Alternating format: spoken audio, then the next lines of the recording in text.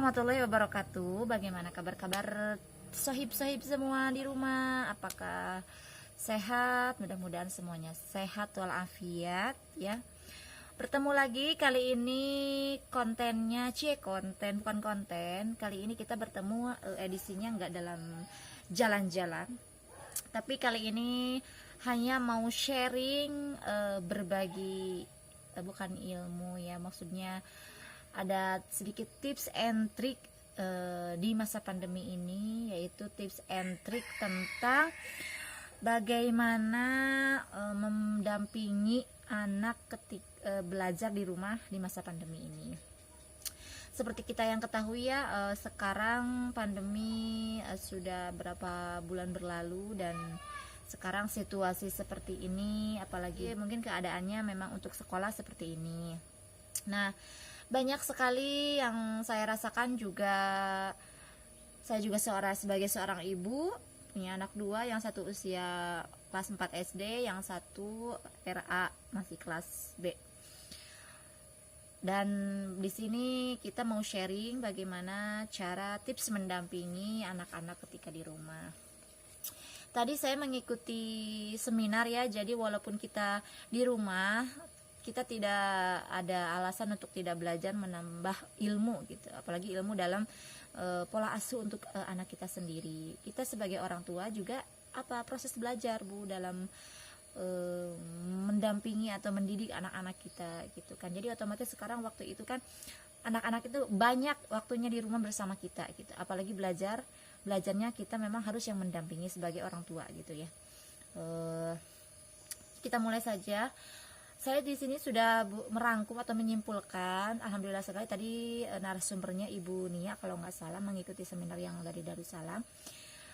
Saya kayak greget gitu mau membagi atau men-share kepada netizen semua, kepada para penonton semua yang di rumah dimanapun berada, bahwa kayaknya sama nih keluhannya Sami sareng Abdi, rata-rata orang tua maupun yang di sana di dunia maya atau yang bertemu langsung, ketika bertemu dan ngobrol bagaimana cara mengatasi atau menjalani proses pembelajaran di rumah, mendampingi anak itu banyak sekali keluhan-keluhan dan tantangan-tantangan tersendiri. Kelihatannya mudah, Bu, itu kan anak kita sendiri ya, kelihatannya gampang, tapi pada kenyataannya kita tuh susah, harus mempunyai skill yang tinggi gitu ya.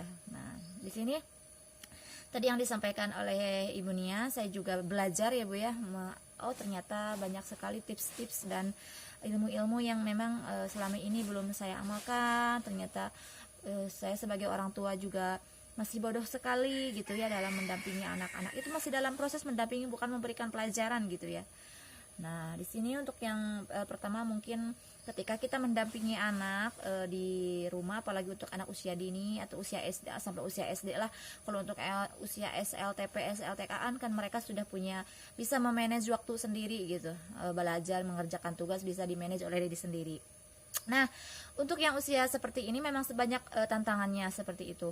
Apalagi harus menyesuaikan dengan moodnya, dengan mood anak-anak, kadang merasa bosan gitu. Nah, di sini untuk yang pertama yaitu fasilitasi di rumah itu, ketika belajar itu misalnya ruangannya jangan berisik, terus harus ada kerjasama dengan orang yang di rumah. Jadi ini tuh bukan tugas kita aja sebagai seorang ibu. Misal di rumah ada suami, ada ayahnya, itu harus bersinergi gitu. Misalkan ada adik ipar atau ada kakaknya si adek gitu, atau si adek yang mau belajar ini, atau misalkan neneknya. Jadi semua yang ada di rumah itu harus berkolaborasi atau berpartisipasi dalam mewujudkan pembelajaran anak di rumah ini, seperti itu. Nah, contohnya fasilitasinya di sini sudah saya rangkum sedikit ya. Meja belajar. Jadi jangan usahakan anak itu belajarnya posisinya nyaman, harus ada meja kecil kayak gitu kan. Nah, untuk si anak belajar tuh nyaman gitu. Jangan tengkurap, apalagi ke tembok, nanti perutnya dingin atau cangkel gitunya ke bahasa Sunda. Terus ruangannya harus tidak berisik, tidak pengap. Jadi usahakan yang enak gitu. Kalau bisa ya di ruangan luar misalkan kayak gini, atau bisa juga dengan pintu terbuka seperti itu. Jadi usahakan sirkulasi udaranya yang baik. Terus lagi itu intinya. Jadi usahakan kondusif gitu si ruangan belajar di rumah itu gitu. Terus kalau bisa ada sediakan papan kecil untuk anak kita belajar gitu. Jadi seolah-olah dia merasa bahwa ini tuh kita tuh ada di sekolah. Yang kedua yaitu komitmen dengan anak, disiplin. Komitmen di sini kita gitu ke anak memberitahu bahwa kita tuh harus belajar gitu kan. Nggak mungkin kalau kita nggak belajar nanti kita akan ketinggalan ilmu pengetahuan. Terus lagi kan otak kita harus diasah seperti itu. Nah, fleksibelnya waktunya bisa ditentukan oleh keinginan anak. Tapi kita dengan catatan bahwa komitmen waktunya kita bisa melaksanakan pembelajaran itu 1 jam atau 2 jam. Jadi harus dua pihak yang menyetujui gitu kan. Apalagi kalau anak kan mudah merasa bosan gitu kan. Nah, nanti bisa difleksibelkan waktunya gitu. Yang penting apa yang mau disampaikan atau apa yang menjadi pembelajaran pada hari itu tersampaikan kepada anak. Terus jangan lupa juga kita sebelum belajar berdoa. Apalagi kita sebagai orang tua kadang-kadang emosi gitu kadang sudah menggebu-gebu ketika si anak sudah mulai malesan gitu mau belajar gitu. Apalagi kita kan orang tua banyak pekerjaan, terus banyak banyak yang belum diselesaikan, belum lagi orang tuanya yang dia kerja gitu harus ke kantor atau gimana. Nah, kita juga harus berdoa di dalam hati itu kepada ya Allah, tolong berikan saya kesadaran dan kesabaran dalam mendampingi anak saya. Dan itu seorang anak yang sedang dalam proses belajar. Anak itu dalam proses belajar itu bukan berarti sudah bisa, tapi memang anak ini sedang belajar gitu, butuh bimbingan dan butuh arahan dari kita gitu sebagai orang tua gitu. Dan mudah-mudahan pembelajaran ini anak ilmunya dapat bermanfaat, narep gitunya, terus bisa diaplikasikan dan dia merasa bahagia. Nah, seperti itu. Jadi kita kadang ku alami oleh diri saya sendiri. Kalau mendampingi anak itu kesabarannya harus luar biasa gitunya. Nanti kudu menyiapkan nanti stok sabar jeung sadar nanti kudu bener-bener kayak ada yang ngedoja, ada yang nguji gitu. Kalau padahal anak sendiri itu, tetapi kenapa kita suka gregetan kalau misalkan si anak itu kok belum ngerti-ngerti, apalagi kalau misalkan kita sebagai orang tua juga belum nggak begitu ngerti atau hilap pada materi yang dibahas dalam pembelajaran itu gitu kan. Jadi sadar dan sabar itu harus menjadi modal utama ketika kita mendampingi anak belajar di rumah.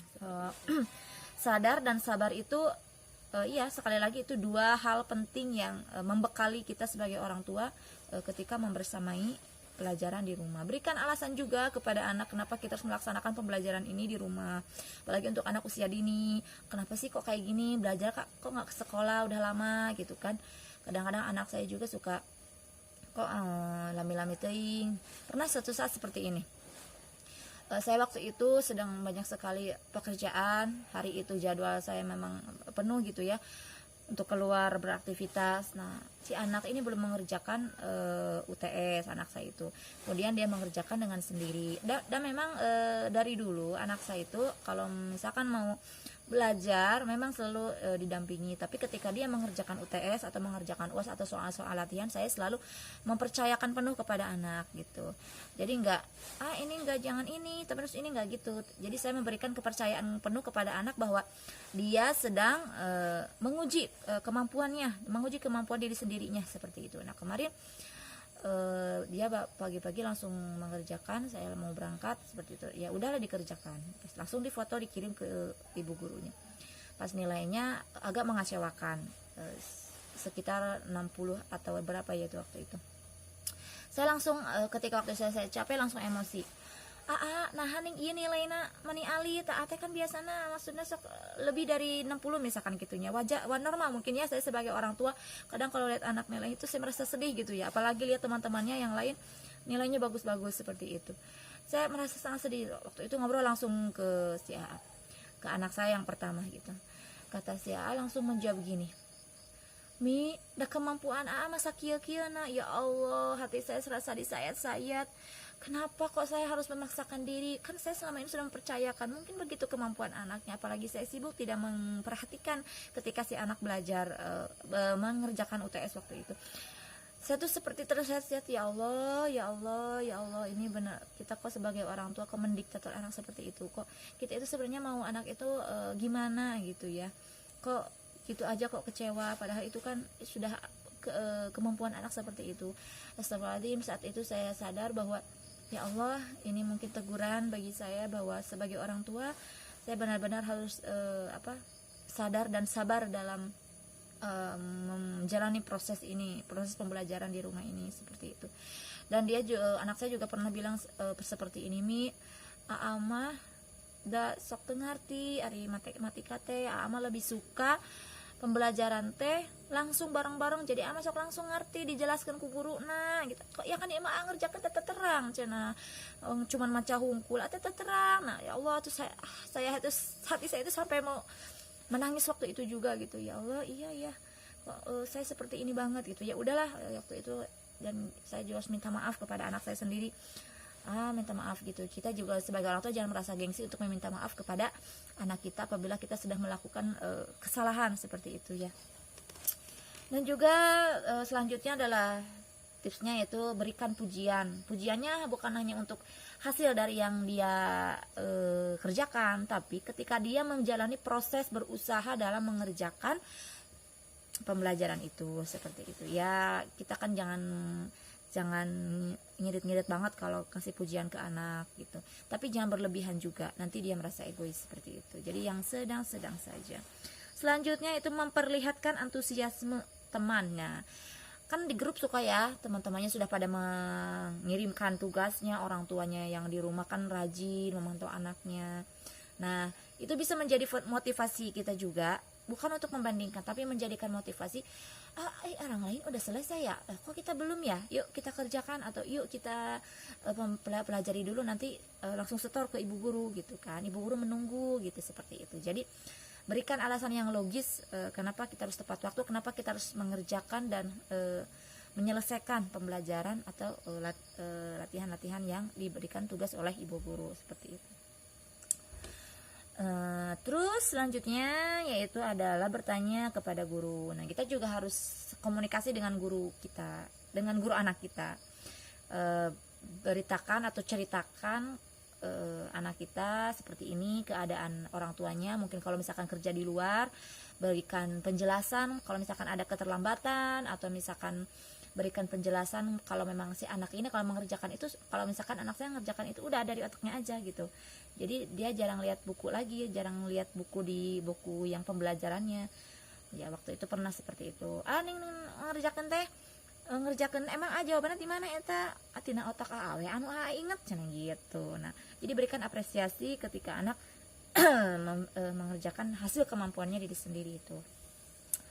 Terus jangan lupa tanyakan juga kepada guru bagi apa pembelajaran ke depan yang akan diberikan. Jadi kita sudah siap-siap nih sebagai orang tua.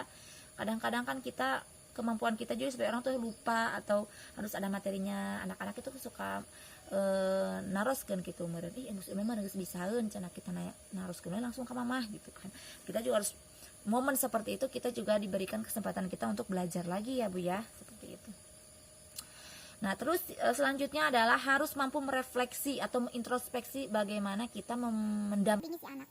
Cara belajar kita, cara belajar kita terhadap cara mendampingi belajar anak gitu, kita mendampingi anak belajar. Iya seperti itu.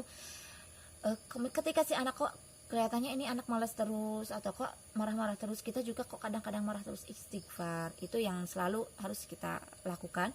Istighfar, astagfirullahaladzim, ini adalah satu ujian, ini adalah satu tes kesabaran kita sebagai orang tua gitu ya. Jadi introspeksi, terus mengingat Allah, zikrullah gitu ya. Karena tantangannya lebih besar loh kalau mengajarkan atau mendampingi anak di rumah itu, betul nggak? Betul ya. Nah, terus misalkan ada yang bertanya ini tadi ya dalam diskusi, bagaimana orang tua yang nggak paham gitu akan pelajaran. Misal seperti saya juga, kalau urusan matematika yang hitung-hitung itu aku kadang memang kurang paham gitu ya. Nah, kita bisa obrolkan atau bisa komunikasikan dengan pasangan kita atau ayah dari anak-anak kita. Nah, kita berdiskusikan bagaimana jalan keluarnya gitu, atau kita langsung bertanya pada gurunya atau gimana, itu kita bisa komunikasikan dengan guru seperti itu.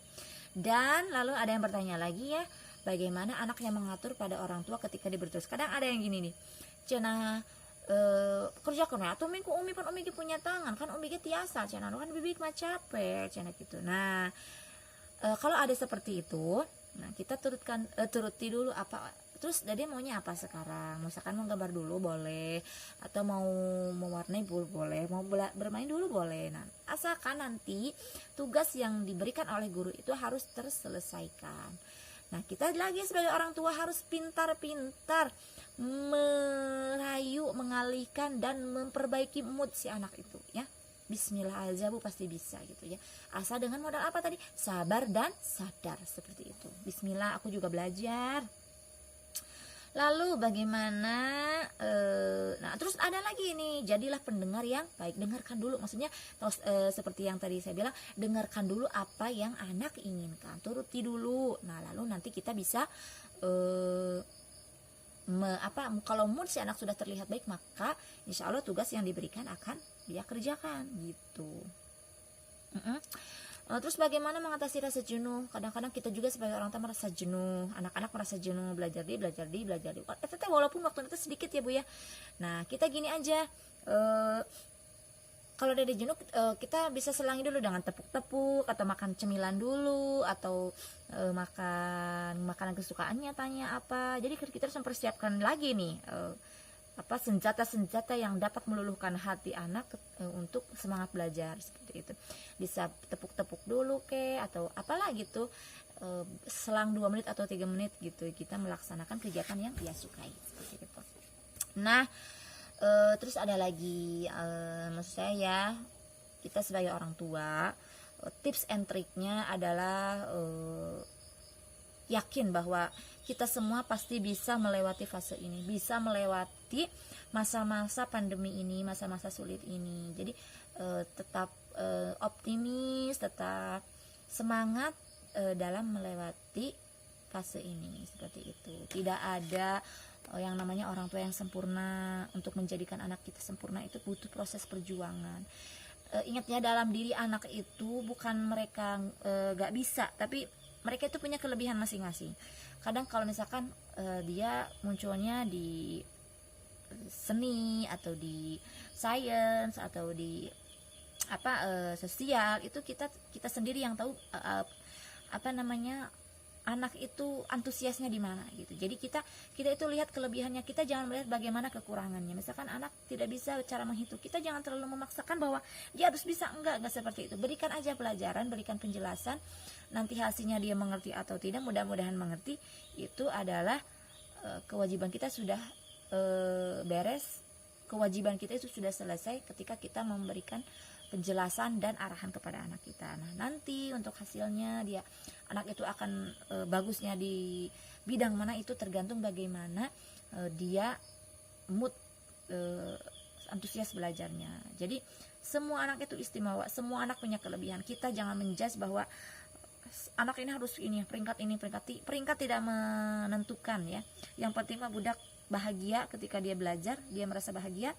Kita juga sebagai orang tuanya tidak merasa tertekan, terbebani. Jangan kita membanding-bandingkan anak kita dengan yang lain. Anak kita punya kelebihan sendiri.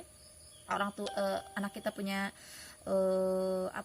skill yang dia mampu sendiri, beda dengan orang lain. Jangan samakan anak-anak kita, apalagi membandingkan dengan orang lain, seperti itu loh Bu. Jadi intinya kembali lagi tadi, bahwa kita harus sadar dan sabar ketika mendampingi anak-anak proses belajar, proses tumbuh kembangnya. Kita harus benar-benar sadar dan sabar, seperti itu. Saya juga orang tua yang sedang belajar, saya orang tua yang sedang berusaha untuk menjadi orang tua yang baik bagi anak-anak kita. Semoga kita semua diberi sehat selalu Allah Subhanahu wa taala, anak-anak kita menjadi generasi yang cerdas, yang soleh-soleha, dan selalu ada dalam lindungan Allah Subhanahu wa taala. Terima kasih, semoga klip konten YouTube kali ini bermanfaat. Ambil yang berbaiknya, itu yang baik-baiknya datang dari Allah Subhanahu wa taala. Yang jelek-jeleknya mohon maaf atas keterbatasan yang saya miliki. Saya mencintai semua anak-anak yang ada di Indonesia, semua anak-anak istimewa, semua anak-anak itu pintar dan luar biasa. Tetap semangat di masa pandemi, jangan lupa pakai masker. Ini nggak pakai masker karena lagi shoot ya, di rumah sendiri di saung. Jaga jarak dan cuci tangan pakai sabun ya, gitu. Wabillahi taufiq wal hidayah. Wassalamualaikum warahmatullahi wabarakatuh. Jangan lupa like, share, comment, and subscribe. Dah.